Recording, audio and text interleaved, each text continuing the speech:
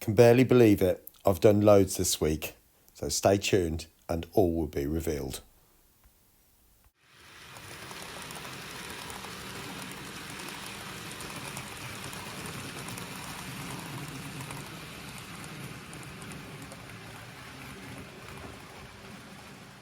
Well, good afternoon everyone and welcome back to Piccadilly. Now, this video has been shot literally about an hour, maybe 2 hours after the last one. That's last week's video, purely because I'm just in the mood and I want to get on with it. So the glue that was wet in last week's video is still wet in this week's video. It's not taken a week, it's like I said, about an hour or so. So as you can see, I've now gone round and put the capping on just there, and what I'll do is I'll go along with a pencil and indicate the stones and then paint it, just a bit like Tony Northeastern does, I think, on this particular occasion. But you'll also notice that that piece is now missing, the big piece that goes here. That's purely because I've worked on this area here and sort of made it so it's pretty much a similar shape. Let's take a quick look. So there it is. That's the bit, and you can see that was the shape where the tunnels come in. So the tunnels are this way, and so there you can see the shape of the tunnel there. So it's just been built up in this corner, and you know, just right. Welcome back. Now you can see what I need to do next is to start thinking about some basic details. And that includes the track. Now, if you'll notice, as it goes into the tunnel there, we are way off.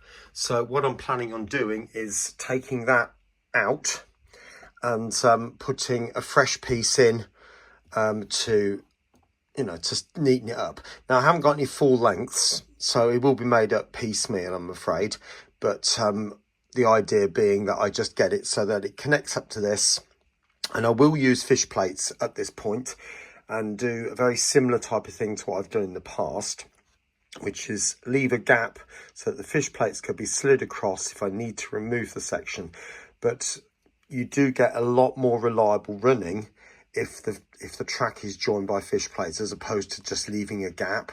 0.1 of a millimetre, particularly an N gauge, will derail the train. So, you know, I've got to be a bit careful along those lines. All right, so I will start getting that done and I'll show you shortly.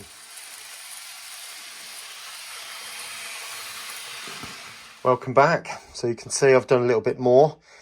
Tracks have now been glued down, hence the objects on the top of it to weight it down. I've added these portions here now to build out that extra bank, ready for putting trees and foliage and sort of blending it back into that side. I obviously need to put scatters over all of this darker green, hence that blob of glue. But that will all be done very shortly. Now, the other thing as well is I've been looking at this area here where the mill is, and this part here, although I've created a little bank, actually isn't a bank there. The bank starts probably around about here, and there is a wall which runs along there, and there's a little tunnel which I believe comes out on that side. I don't know for certain, but there's certainly a tunnel mouth somewhere over here, and definitely a tunnel mouth here. Only a tiny one, but nevertheless. So I probably will have to cut this back and flatten it down and then put the wall in after that. So you've got the Millennium Walk running around here, which has got columns. So I obviously need to put that in before I can do the water pour. Now, I've got some resin, which I won't show you just yet. So that I'll show you that much nearer the time when I'm ready to do it. But obviously, I need to get everything prepared and ready and all sorts before I can go anywhere near that. Okay, I will now crack on with the scatters and I'll show you shortly. Right, well, as you can see, this is the main unit into new mills. It's now been flocked with varying colours of flock, and that unit over there has, and the bit where the two twin tunnels are.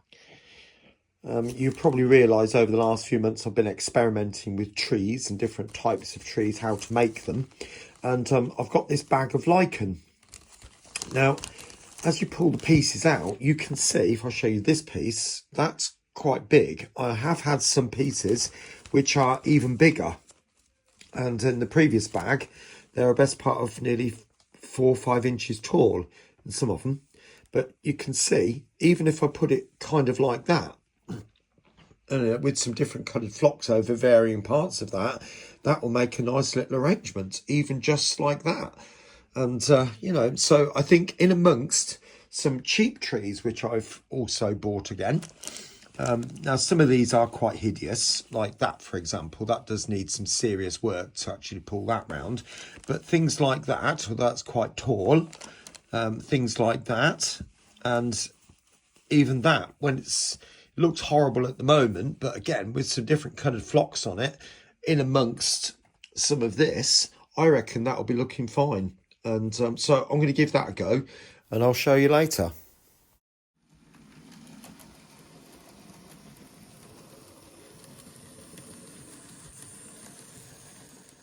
Right, I've just got some plaster of Paris from Hobbycraft. Yes, there are other brands out there, but this was quite cheap.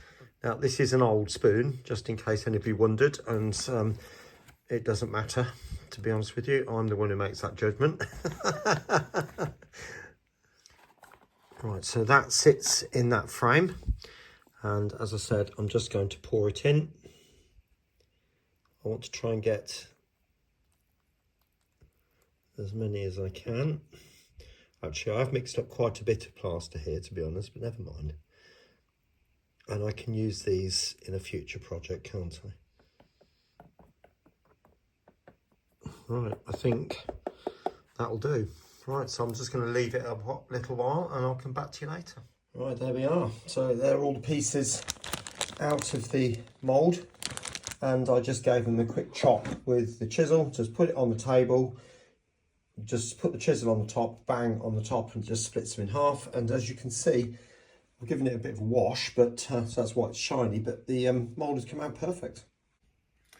Right, welcome back. So there we are at the twin tunnels, and you can see now I've added a load of foliage, and that is basically this stuff, which has been sort of scrap, really, come from old sections of layout, and all I've done is just bunged it in the blender and, you know, mushed it up a bit, and it's come out quite nice, and it's like coarse turf, to be honest, which is what I was after. So I've sprinkled a load of that on, put a base of PVA, thick PVA on there first, sprinkled it all over and get as much to bed down as possible, and then gave it a squirt with some squirty PVA, which I've got in this bottle.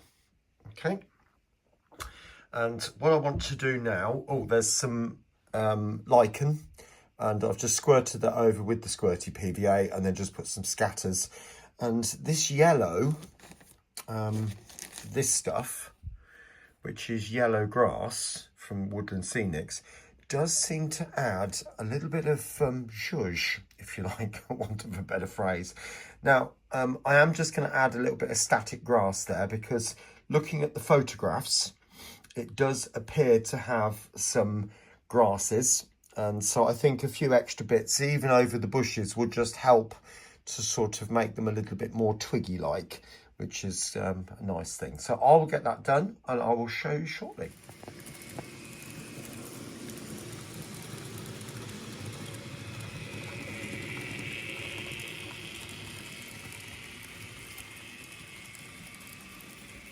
All right, welcome back.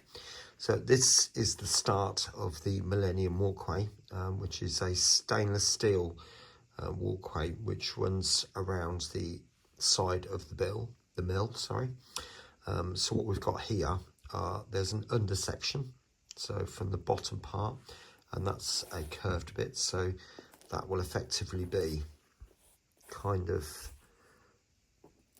like that. I haven't quite worked out the angles of it all yet, but so I probably will have to cut a little bit of that off. And obviously these parts here are the slabs. If that will focus, hopefully you'll see that there are some slabs there. You may or may not be able to make them out. There, you might just be able to see them there. You can see the little lines going across. So that's the same there, and there's a curved piece to go on top of that bit there. And obviously these fit on top of these pieces.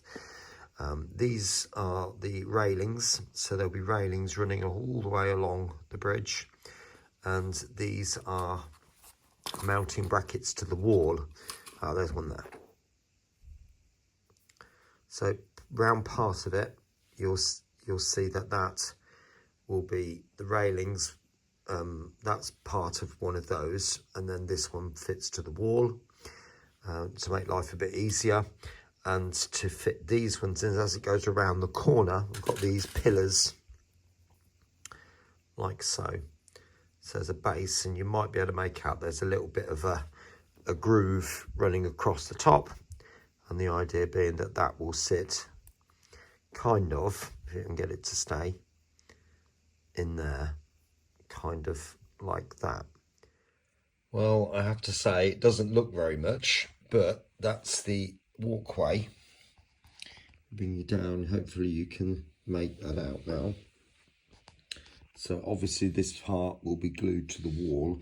It's not actually like that, but I think it would be very difficult to do it without doing it that way, because sometimes the super glue doesn't go off for a few seconds, and it can take quite a while to get it to bond. And putting this railing on took me press part nearly over probably about an hour and a half to put that on, just because it wouldn't stick. So it's taken quite a while, but that needs spraying silver now, or primed and then spraying silver.